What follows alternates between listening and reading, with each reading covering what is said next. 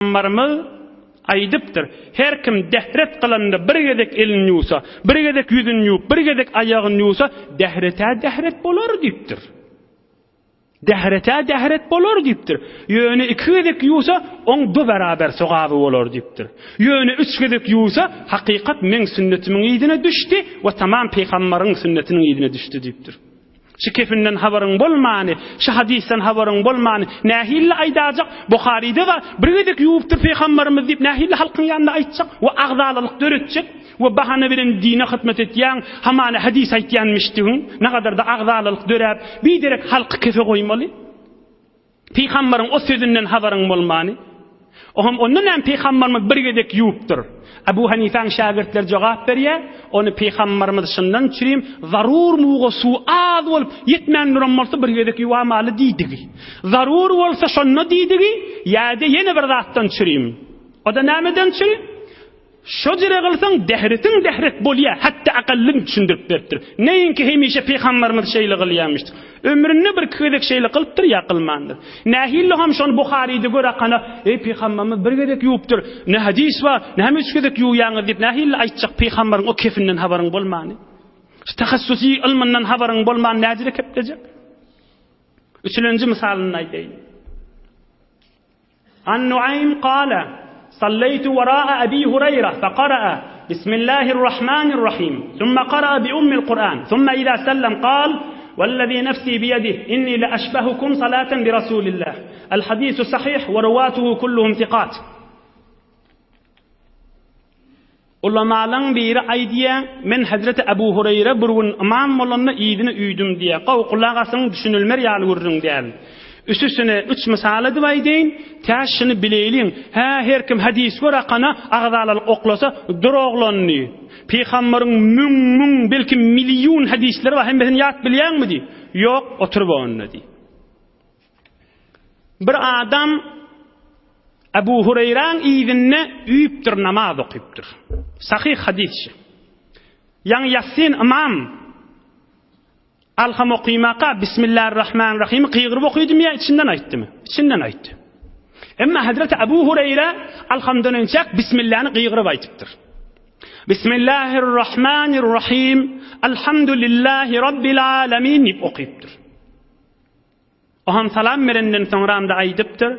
Ey cemaat eşdiň diýipdir. Men dogry Muhammed peýgamberiň namazy ýaly okuydum diýipdir. Şu hadisi, ezar hadisi ya bir yerde görüp, nähillik barakan sünne qiyğırjak. Rasulullah qiyğırıp Bismillah diýänmiş. Ene sahih hadis var diýip näzir aýtjak. Boreýli Abu Hanifa'nın şagirdleri näme jogap berýär? Fi Sahih al-Bukhari inna an-nabiy sallallahu alayhi ve sellem ve Abu Bekr ve Ömer radıyallahu anhuma kanu yeftatihuna as-salata bi elhamdülillahi rabbil alamin. Buhari'de var. Peygamberimiz Abu Bekr Siddiq, Ömer el-Faruq ömür saýy imam bolanlaryna Allahu ekberden soňra elhamdülillahi rabbil alamin diýip qiyğırıp başlaýarmyşdykda bismillah eşitilmerdi diýe. Onna Abu Hanifa'nın şagirdleri ona näme jogap berýär? Abu Hureyre qiyğırıp bismillah aýdypdyr. Ona näme jogap berýär? Jogaby şu. Dogry, Peygamberimiz hemme ömrüne 5-10 gedek bismillahny gatanrak aýdypdyr. Halkaşını düşündürecek bolup, ummatasını düşündürecek bolup ki alhamdülillah Bismillah'ın içinden aydiyanların Bismillah aydılmayamı qadiyaman. Şondan çürüyüm peygamberimiz 5-10 gedek Bismillahirrahmanirrahim qataytıptır. Şu gürrünlerden içinden haberin bolmasa nähille aýtjak? Men sahih hadis gördüm. Peygamberimiz Bismillah qatay diýänmiş. Ahullu ýuwaş aýdýar. Muny bilen akyçkym. Türkmen ahulluň sowady ýok, näme ýok, nähille aýtjak hamşyny. Biz belli waliya peygamberimiz aýdypdyr. Hudaý şoň ýüzüni hoş etsin. Men hadisim eşitipdi halka aýdýa diýe tahassusi ilmi urrun bolmasyn. Ýerde bolsun. Peýgamberiň aýdan sözi var. Şunu eşitdir. El-muslim men salima'l muslimuna min lisanihi ve yedihi.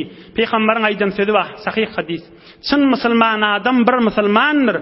Halk şoň elinden dilinden rahatdyr diýe. Şunu aýdy we halka. İhtilaf gurrun oklama orta. Bilmezden gelin. Hiç tatdan haber yoktan gelin. Men 1 ýyl 2 ýyl bar okuýanlymydan gelin. Men 10 däne 20 däne 100 däne kitabym bar diýmeden gelin. Men kan ustadlary gördüm diýmeden gelin. Ya meselen peýgamberiň aýdan sözi var.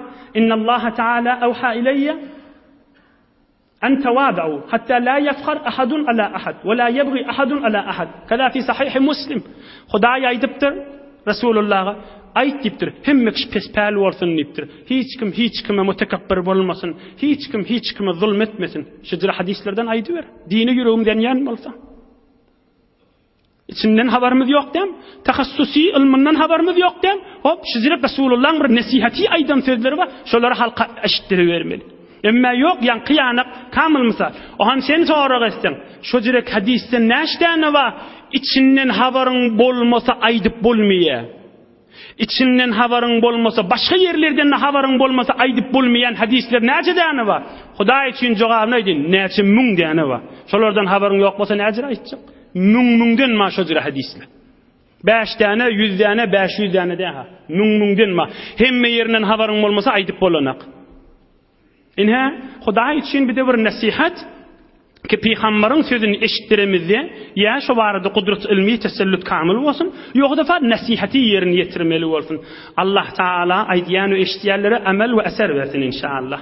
Hudaý agzalylygy ayırsın. Hudaý Taala ittihat versin, emniyet versin, parahatçılık versin. Biri-birini yıkjak bolup, biri-birini dargatjak bolup, biri-birini yamallajak bolup hususan dindar adamların arasından ayrılsın can Hudaý. Hudaý içerlerde muhabbet versin, ulfet versin, agdy birlik halal rızkından ayırmasın inşallah. Bir alham, 3 kul huvallah, Sure-i Felaq ve Nas goşup okuyaýlyn, ötüllüň ruhuna bahşesti ilunumda dua edersin inşallah. Okuyuyorum.